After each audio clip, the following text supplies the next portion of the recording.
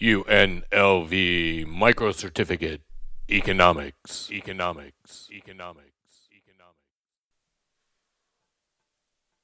Introduction to the basic concepts of economics.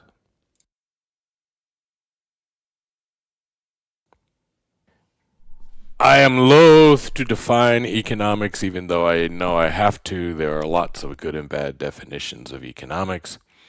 Probably the most widely used definition of economics is this one.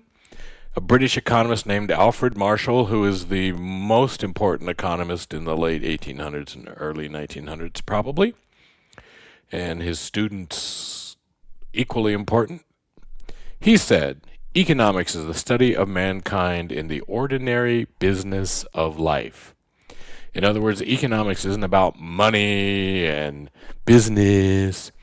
It's about how people act in their lives, how they go about doing things in their lives. And that includes businesses and consumers and everybody else. Where does economics start? Economics starts with a fundamental idea about human beings. And that fundamental idea is that we human beings have unlimited wants. No matter what you have, you want more. If you have a speedboat out in Lake Mead, you want a 50-foot cruiser. If you get that 50-foot cruiser, you want the 100-foot yacht. If you've got the 100-foot yacht, you want the Queen Mary. If you've got the Queen Mary, you want an aircraft carrier. We're never satisfied with what we've got. We're never the little dude up on top of the mountain, just happy to be naked and making prophecies.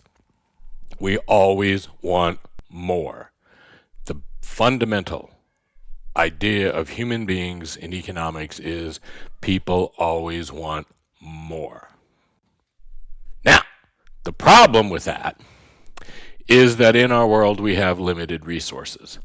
In our world, we only have so much stuff. How much food we have is limited. How much water we have is limited.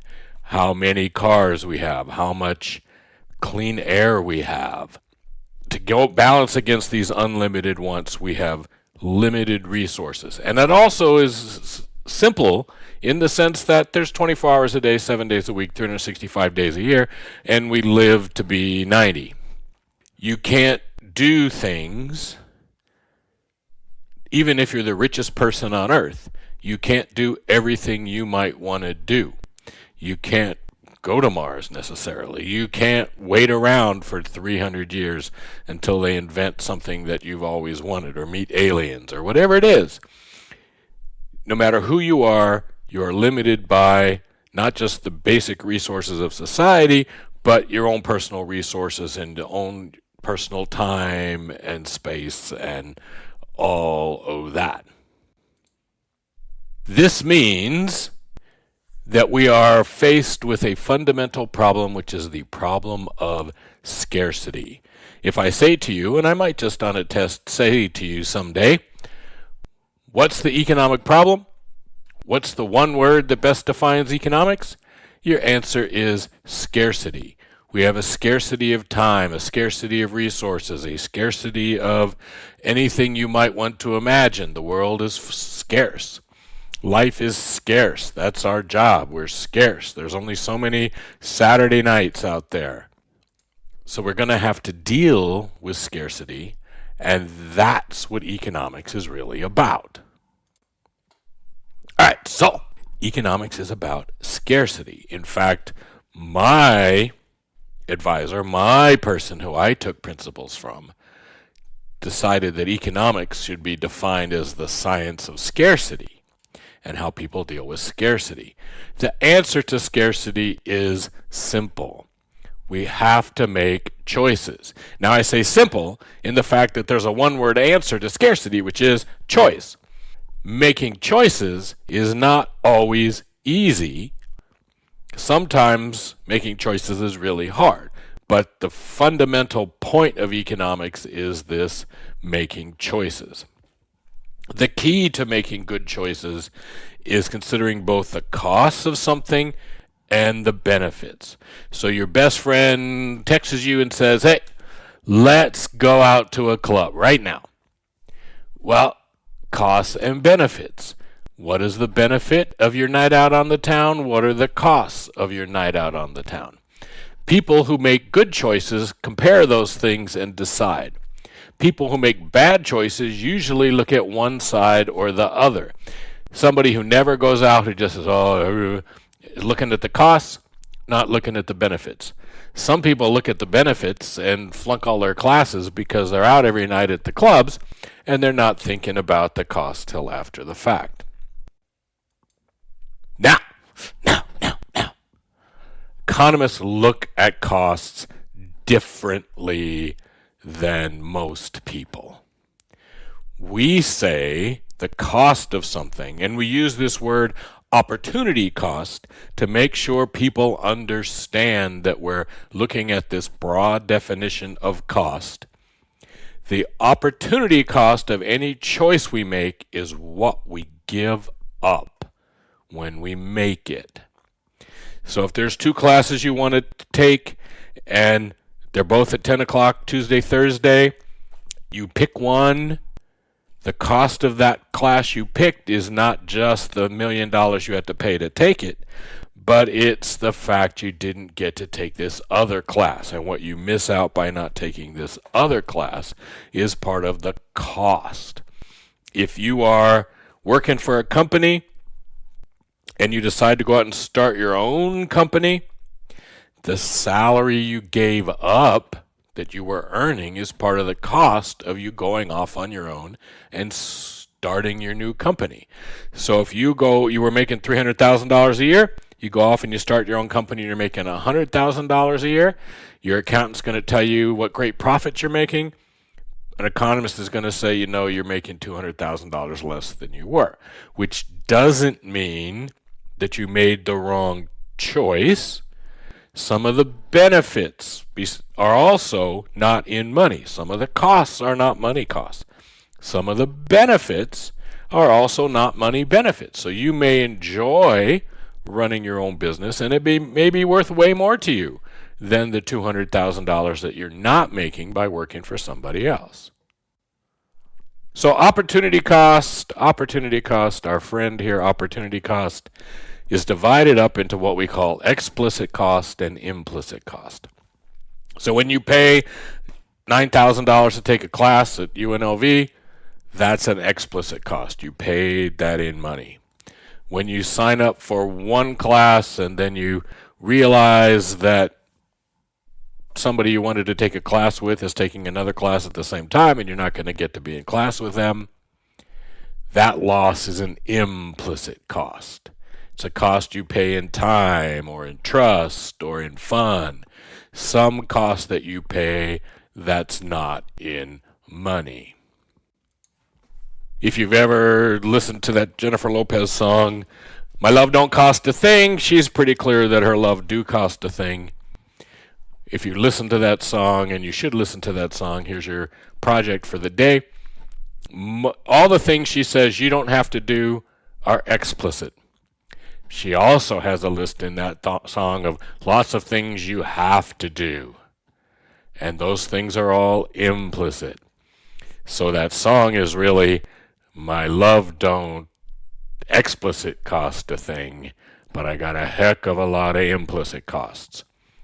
Implicit costs are an important part of the decision-making process, and we've got to consider them. The best example in the universe that I know of opportunity cost is actually Disneyland. And if you're really old, you'll know that Disneyland originally you paid only a couple dollars to get in. You paid $3, $4, $5 to get in. And then you had to pay to get on each ride. Each ride had a ticket. The best rides were called e-tickets, and they cost like $1.50, and the bad rides were like 10 cents, and they were called an A-ticket, and there were C's and D's and B's in between. So Disneyland is charging you more explicit cost for the good rides and less explicit cost for the bad rides. Then they changed the system in the 80s, so that you pay one low $2,000 fee and you get to go to the park all day and, in their words, ride all the rides you want for free. In fact, you're not riding any of those rides for free. You paid to get in, and now there's a wait.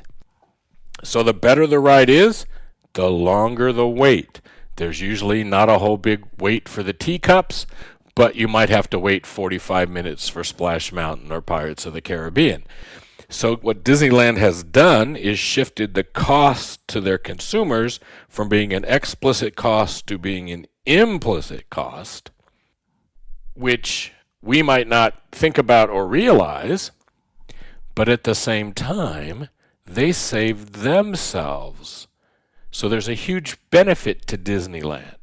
They don't have to print tickets. They don't have to clean up after all those tickets. They don't have to have people in little booths selling tickets. They don't have to have people at the rides taking tickets. Their costs of doing business went way down, and you are supposed to think that you benefited by not having to pay for each ride. Opportunity cost. Important. All right. So, related to this is also this idea about on the margin, what we call marginal cost and marginal benefit, which is the costs and benefits of one more. You don't stay with your significant other because you liked being with them last week or last month or last year. You stay with them because you want to be with them in the future. You want more of them. That's the margin. We make choices. We make good choices when we consider our choices on the margin. We're not with someone because we liked them yesterday, though we don't like them now. We're with someone because we like them in the future. We buy something because we want more of it. We don't necessarily go do the same thing. We don't eat at the same restaurant every day. Well, why not? Because as we eat and eat and eat at the same place, we get tired of it, and the joy we get from more of that changes, and now we look at other things that we want more of. Really good example of this is airlines. If an airplane's taking off and it's going to go from Los Angeles to New York, and it costs the airline, $200 a seat to get it from Los Angeles to New York, they're going to charge all kinds of people different fares.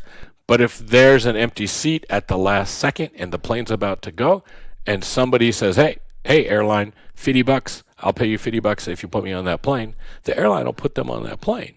And the reason the airline will put them on that plane, even though on average it costs $200 a seat to get them from LA to New York, if that seat goes empty, they got zero from it.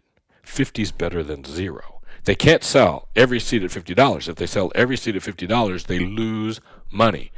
But that last seat that's going empty, they can put somebody in that seat for $50, and they're $50 ahead of where they would have been if they hadn't done that. So smart airlines, in fact, even dumb airlines, we know that it's typical for an airline to have in a 200-seat airplane or a 100-seat airplane have 30 or 40 different fares being paid by the people who are sitting in those seats. They're pricing using the margin, getting that one person on that plane. Okay, you're excited. Let's go on.